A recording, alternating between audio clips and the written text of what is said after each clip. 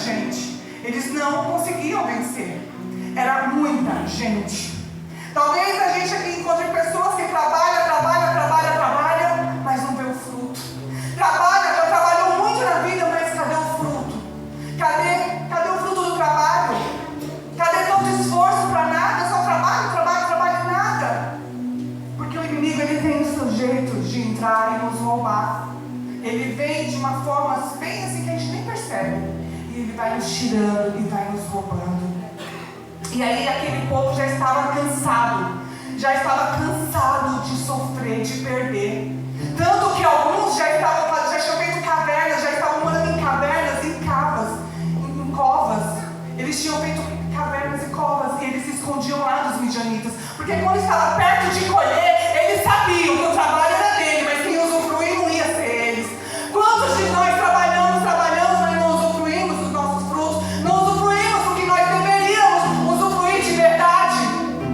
Porque em algum momento da nossa vida, em alguma área da nossa vida, o inimigo vem nos dar uma rasteira. Eu não estou falando só da área financeira, eu estou falando também da área sentimental, eu estou falando da área familiar, eu estou falando da área da tua vida, onde o inimigo está roubando você.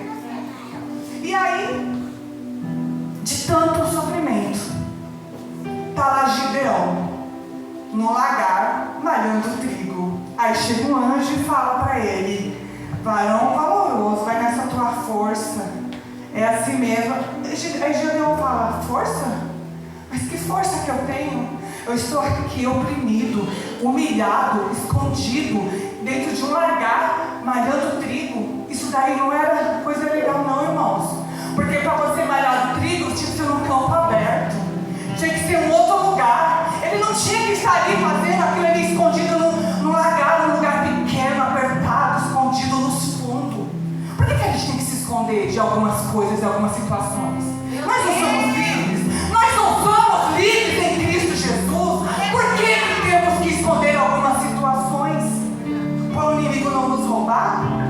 Por que algumas coisas a gente tem que estar sempre escondendo? Porque o inimigo vai me roubar. E aí aquele homem estava ali, naquela situação constrangedora. Porque onde era para ele estar, fazendo frio, um lugar que era para ter alegria, estava tendo sustento. Não tinha mais alegria, tinha o sustento, que era o pão. E aí o Senhor me falou: quantas pessoas hoje estão sobrevivendo e perderam a alegria? Perderam a alegria, pede congregar, perderam a alegria na família, perderam a alegria em muitas coisas. Porque naquele momento Gideão não tinha mais alegria, porque um lagar é para fazer vinho. O vinho é para quê? Para trazer alegria. E ele estava malhando trigo para sobreviver. Então o quadro da nossa vida muitas das vezes é sobreviver. E a alegria esquece, deixa de lado. Vamos sobrevivendo. Até quando? Até quando vamos só sobreviver? Até quando vamos ficar malhando trigo no lagar, sobrevivendo, escondendo? Até quando, igreja? Até o dia que o Senhor descer e falar conosco, como Ele está descendo nesta noite aqui. Como Ele está descendo nesta noite aqui para te encontrar. É para ter um encontro contigo. Porque aquele homem era forte. Quando o anjo falou assim: vai nessa tua força, não era assim, eu vou te dar força. Era a força que ele já tinha, era a força que a gente tem. E muitas vezes o homem: que força, olha como eu estou, olha a minha situação, que força que eu tenho. Então eu vou te falar qual é a força que você tem. Você tem a força da persistência, da perseverança. Você que está aqui nesta noite, você tem força. Você tem força, você chegou aqui, você está perseverando. Como é que nós vamos ter força? Porque sabe por quê, irmãos? Enquanto ele estava lá no lagar, malhando sozinho, malhando trigo, onde estava a família dele? Cadê a família dele? Ele estava sozinho. Você sabe onde estavam o resto das pessoas? Em cavernas, em covas, se escondendo, com medo dos midianitas. Mas ele não, ele estava lá malhando o trigo no lagar, sobrevivendo com a pequena força dele. Mas ele tinha uma força. O que você faz aqui nessa noite com a sua pequena força? Talvez você está lutando pela tua família, talvez você luta por uma causa que eu não sei, mas o Senhor, Ele sabe. Talvez você nem queria ter vindo aqui nessa noite, talvez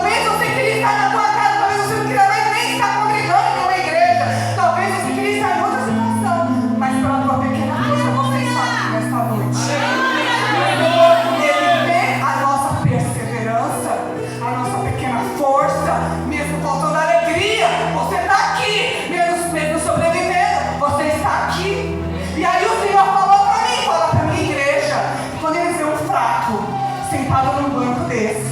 Talvez você viu uma pessoa bebendo hoje na balada, pecando hoje nem em qualquer lugar, mas você vê num banco de igreja. Sabe como que Deus vai ver essa pessoa? Que força você tem. Continua nessa tua força. Porque mesmo fraco, tem muita gente sentada aqui. Mesmo fraco, mesmo querendo desistir, mas vem se arrastando para um banco de igreja. E muitas das vezes nós apontamos, nós falamos, essa pessoa aqui, mas estava assim ontem, estava assado ontem, estava fazendo aquilo ontem. O que está fazendo aqui? Está enganando quem? Enquanto isso, tem o anjo do Senhor ali, ó. Vai nessa tua força. Você não desistiu. Você ainda vem para minha casa. Você caiu ontem, mas está aqui hoje. Isso é ser forte. Isso é ser perseverante. Mesmo fraco, continua, porque uma hora você vai ver. Hoje, essa palavra vai me transformar. Porque só vem para o banco de igreja quem precisa de alguma coisa. Porque se estivesse totalmente são, não precisaria mais. E o Senhor, Ele falou claramente quantos dos meus filhos são apontados. E quantos deles são apontados que eu admiro a força de mim. Mesmo com todos os erros e defeitos, mas tem força para entrar, para orar. Não vem para olhar quem está apontando, porque o mundo já é tão cruel. Por que eu vou para a igreja para ver quem está me apontando? Eu vou para a igreja para encontrar com meu Deus. Eu vou para a igreja porque eu quero um livramento, eu quero uma libertação, eu quero ser diferente. Cadê os fortes aqui nessa noite? Cadê os gideões nessa noite aqui nesse lugar? Cadê você que se encontra fraco, mas está aqui persistindo? Poderia estar na caverna, poderia estar numa cava, poderia estar numa cova, poderia estar debaixo da coberta, mas está perseverando. Então, essa palavra hoje é para vocês. Continua nessa tua força. Continua nessa tua força, porque quem vai te honrar é o Senhor. E aí aquele homem, ele indaga, ele fala, mas o que eu posso fazer? O que eu vou fazer? Cadê as maravilhas que esse Deus fez? Os meus pais me falaram de tanta coisa que o Senhor fez, cadê? Nós estamos sendo humilhados. Olha só o que o diabo faz.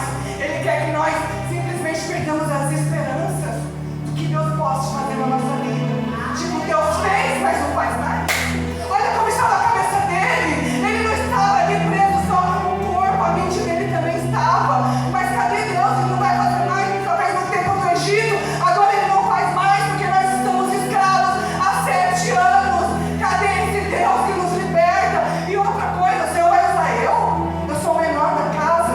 Eu sou o menor da casa do meu pai. A minha família é a mais humilde. E eu sou o mais novo. Quem sou eu?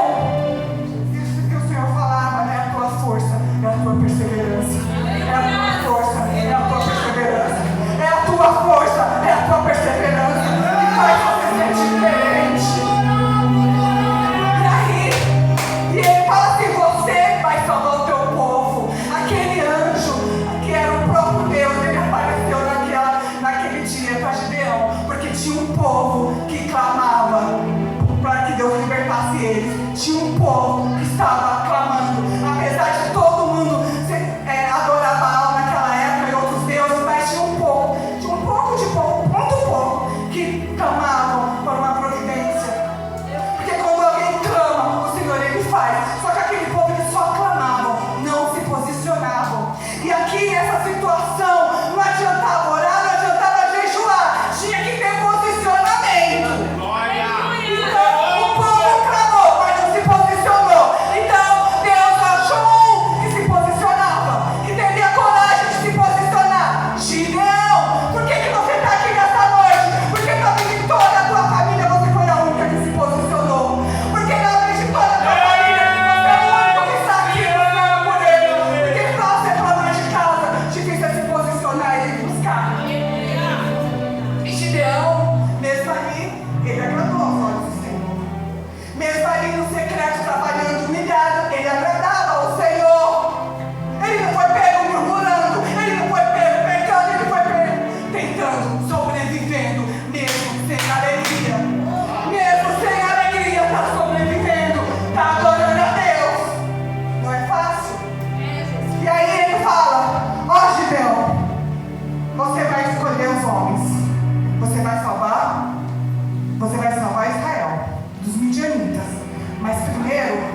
te ajudar como que seleciona as pessoas.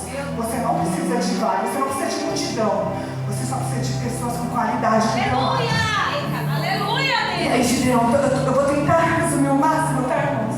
E aí, Gideão, totalmente ainda, tipo assim, meu Deus, sou eu mesmo. Mas antes que ele fosse escolher os homens para ficar com ele e lutar por Israel, primeiro Deus conserta a vida dele. Ele só fala assim: mas primeiro, Gideão, você vai ter que fazer algo para mim, um sacrifício. Na verdade, Gideão mesmo falou assim, ele já desconfiou que era Deus. Falou assim: peraí, se ele for Deus mesmo, ele vai me esperar. Você pode me esperar ali embaixo de uma árvore, que eu vou em casa buscar para você um sacrifício? O anjo falou assim: eu espero. Gideão correu na casa dele para cozinhar um cabrito e fazer pães e trazer para o sacrifício. Aí eu te pergunto, não era mais fácil Gideão levar o anjo para a casa dele? Não era mais fácil Gideão falar: vamos até a minha casa para que eu faça o sacrifício para você? Mas por que Gideão não chamou o anjo para ir até a casa dele? Porque na casa dele existia uma estátua de adoração a Baal, porque o pai de Gideão adorava Baal. Então eu te pergunto, tem alguma coisa na tua casa que impede do Senhor entrar? Essa noite? Tem alguma coisa na tua casa que o anjo pode não ver, não gostar de ver nessa noite? Tem alguma coisa na tua casa que pode impedir do Senhor trabalhar? Porque Gideão falou: fica aí e espera. Mas Deus, ele é todo soberano, ele já sabia o que tinha lá. Ele já sabia que lá tinha uma estátua de Baal na casa dele. Deus já sabe o problema que tem na tua casa. Deus já sabe o embaraço que está na tua família. Deus já sabe o problema que está do teu lado quando você chegar. Deus já sabe. Não precisa ter vergonha de chamar Deus para ir você até lá. Não precisa ter intimidade de chamar Ele para entrar na tua casa. Ele já sabe como é que está. E Ele quer arrumar. E Ele quer resolver. E aí, quando o Gideão volta do sacrifício, o anjo fala assim: agora você vai quebrar a estátua de Baal. Agora você quebra a estátua de Baal. Porque ele já sabia. Porque a família dele toda adorava Baal. E ele falava: meu Deus, como que eu vou fazer isso? E agora? Eu vou morrer se eu fizer isso. Ele ia perder a vida dele. Mas antes dele ir para a batalha, ele teve que tirar Baal da vida dele. Antes de você querer algo de Deus, você tem que tirar algo que Deus requer. Antes de você vencer uma batalha, uma guerra, o Senhor vai te falar o que você precisa tirar. O que você precisa quebrar, renunciar, tirar. Porque Ele não vai dar a glória dele para Baal. Você sabe por que Ele não permitiu que nesses 7 anos os midianitas fossem derrotados? Porque eles todos clamavam a Baal e a outra deusa, a deusa da fertilidade. E se acontecesse isso, a glória ia ser para os deuses, não para Deus. Então Deus, Ele não aceita dividir a gente com ninguém. É só Ele. Não pode ter pessoas ou coisas no lugar dele. Antes dele, tem que ser só Ele.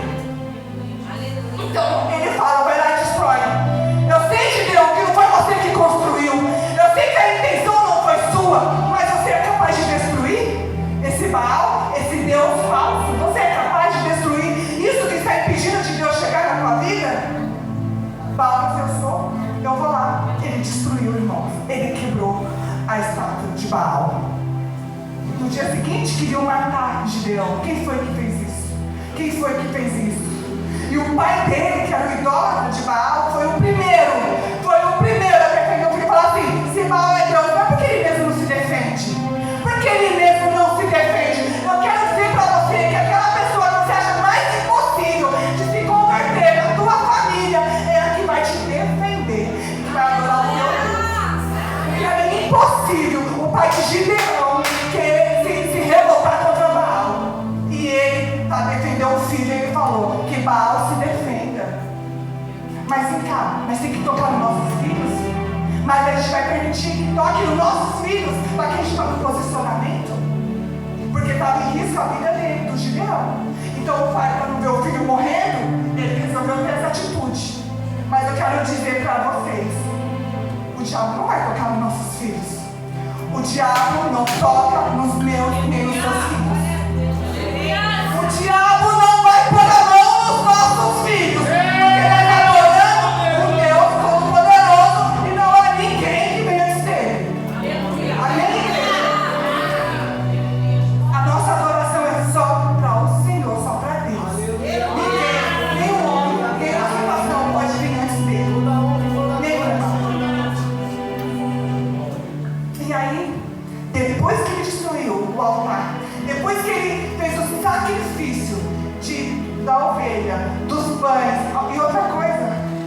sacrificou aquilo que ele não tinha.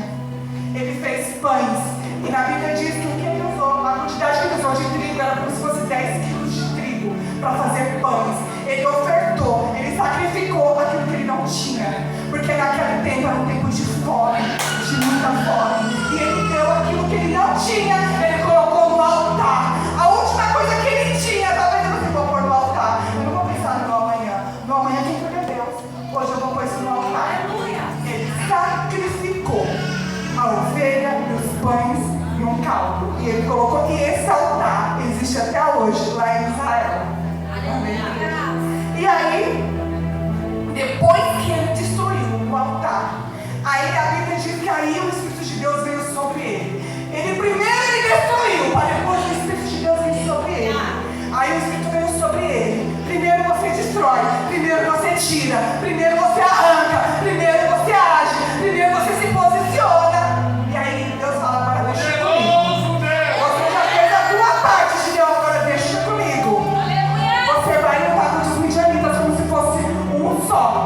Então, vamos separar as pessoas. Quem você tem para lutar com você? Quem você tem para lutar na guerra com você hoje? Quantas pessoas hoje lutariam uma guerra com você? Vocês já pararam para pensar nisso? Então, começou a convocar.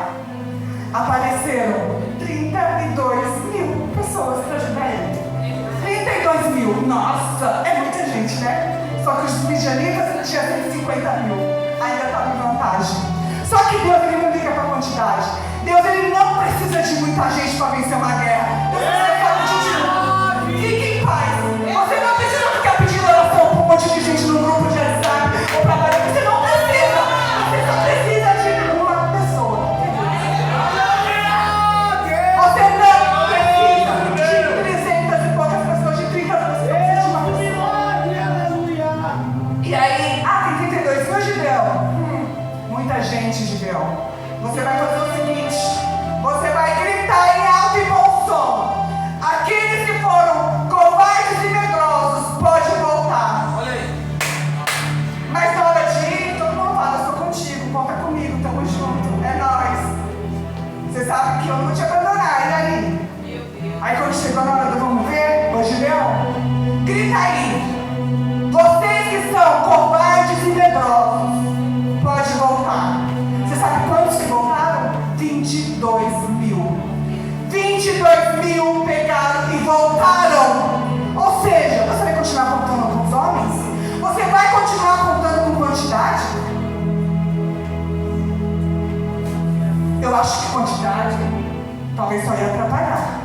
E você sabe por que Deus permitiu esses 22 mil sair? Porque esses 22 mil não acreditavam em Gideão, não acreditavam na luta dele. E quando tem alguém que não acredita na tua luta, vai contaminar os outros que ficaram. Esses 22 mil eram suficientes para contaminar os 10 mil que ainda ficaram. Esses 22 mil seriam suficientes para fazer todos os outros desistirem. Porque quando uma pessoa não acredita em você, ela consegue mover uma multidão para também não acreditar em você. Então Deus, ele foi muito estratégico quando ele falou: os covardes e medrosos voltem. E eles voltaram. Mas ainda tinha 10 mil, ainda tinha muita gente. Ainda tinha muita gente. Ô Gideão, vamos fazer o seguinte: tem muita gente. Manda descer lá no ribeiro, manda beber água. Vamos ver como que eles bebem água. Vamos ver como eles estão dispostos a lutar com você. Vamos ver como eles estão dispostos a alcançar essa causa com você, a realmente se livrar dos midianitas. Aí chegou lá, 970. Beberam água, que nem cachorrinho. Já foram com a cara na água, bebendo desesperadamente. E 300 beberam com a mão. Aí eu te falo, mas o que quer dizer isso? Esses 970, eles não estavam preocupados com uma guerra, com uma batalha. Eles eram os distraídos. Sabe por que distraído? Porque você nunca, em hipótese alguma, pode largar a tua arma para você abaixar a cabeça, para satisfazer a vontade da tua carne. Porque é nisso que você perde uma guerra. Cadê a arma? Você deixou a arma de lado para satisfazer a sede, para satisfazer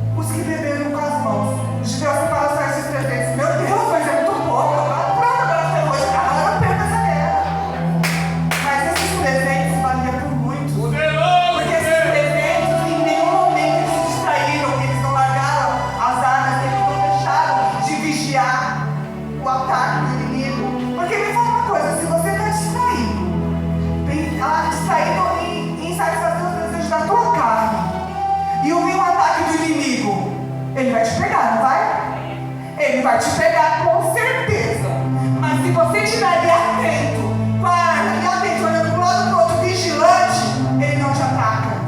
Ele não te ataca. Um bom soldado é aquele que está sempre atento, não larga a sua arma para nada. É esse que tem que andar do teu lado. É esse tipo de pessoa que tem que lutar com você. É esse tipo de pessoa que tem que batalhar com você. E é esse tipo de pessoa que você está ensinando Gideão a selecionar. Porque de separar a palha do trigo, ele já entendia muito bem. Porque para você separar um trigo de uma palha, tem que ser numa eira. Numa eira que é um campo aberto, que ele vai joga numa peneira para cima, o vento bate, leva a palha e deixa o trigo. Só que dentro de um lagar, ele não podia fazer isso, não podia bater o vento. Então eu imagino que ele separava o trigo da palha, assoprando, assoprando, assoprando. Um trabalho difícil. Então ele já estava bem craque como separar a palha do trigo. E aí acho que Deus falou, é esse que eu vou usar. Você já sabe separar a palha do trigo? Meu Deus! Se fosse hoje para você selecionar as pessoas que vai lutar as suas guerras, você conseguiria? Porque não importa a quantidade, só importa a qualidade. Que seja um, que seja dois, mas que verdadeiramente lute com você. Porque o diabo, ele não brinca. Foram 7 anos para ele levar uma cidade toda para a fome e a falência. O diabo, o inimigo, ele não precisa de muito tempo para destruir sua vida. Ele não precisa de tempo. Ele só precisa de uma oportunidade. Ele tendo uma oportunidade, uma brecha, ele acaba com a tua vida. E ele estava acabando com aquele povo em 7 anos. Mas precisou ter um homem valente e corajoso, como Gideão, com posicionamento, com garra, que soubesse separar aqueles que iriam realmente lutar a favor dele. E aí com aqueles 300 homens, eles venceram 135 mil midianitas. Com aqueles 300 homens, eles venceram um batalhão. Eles venceram o que eles nunca imaginaram. Mas sabe por que Deus também permite você vencer com poucos? Porque Ele não vai para ninguém falar assim, venceu por causa de mim. Ganhou a guerra por causa de mim. Ganhou a guerra porque eu fui lá, porque eu dei a cara, porque eu orei. Ganhou por causa de Deus. Se você ganha, é por causa de Deus. Não é glória, não, para Deus. Se ele tivesse ganhado com 32 mil, eu ia falar, nós vencemos. Não, nós não. Quem venceu foi Deus. Quem vence as nossas guerras não é Deus. Não conte com multidão. Não conte com multidões. Conte somente com Deus. Aleluia, Deus! Conte somente com Deus, porque a glória vai ser para Ele.